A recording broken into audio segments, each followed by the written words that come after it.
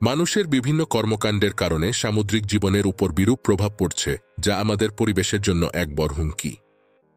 জলবায়ু পরিবর্তন, দূষণ এবং অতিরিক্ত সম্পদ আহরণের মতো বিষয়গুলো সমুদ্রের অম্লতা বৃদ্ধি, তাপমাত্রা বৃদ্ধি এবং অক্সিজেন স্বল্পতার কারণ হচ্ছে।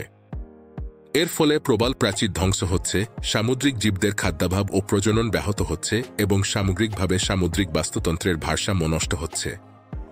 তাপমাত্রা বৃদ্ধির কারণে সমুদ্রের পানি গরম হচ্ছে, যা সামুদ্রিক তাপপ্রবাহ সৃষ্টি করে জীববৈচিত্র্যের জন্য ক্ষতিকর।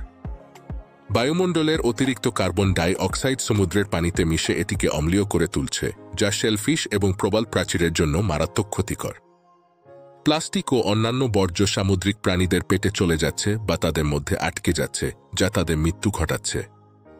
তেল ছড়িয়ে পড়লে তা সামুদ্রিক প্রাণী এবং তাদের খাদ্যাভ্যাসের উপর মারাত্মক নেতিবাচক প্রভাব ফেলে খাদ্য শৃঙ্খলও ক্ষতিগ্রস্ত হয়। অতিরিক্ত মাছ ধরা এবং অন্যান্য সামুদ্রিক জীব আহরণের ফলে খাদ্য শৃঙ্খলের ভারসাম্য নষ্ট হচ্ছে এবং অনেক প্রজাতি বিলুপ্তির ঝুঁকিতে পড়ছে।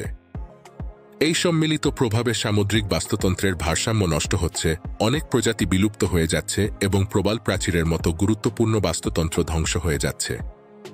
আমাদের সমুদ্রকে রক্ষা করতে এবং সামুদ্রিক জীবনকে বাঁচাতে এখনই পদক্ষেপ নেওয়া জরুরি।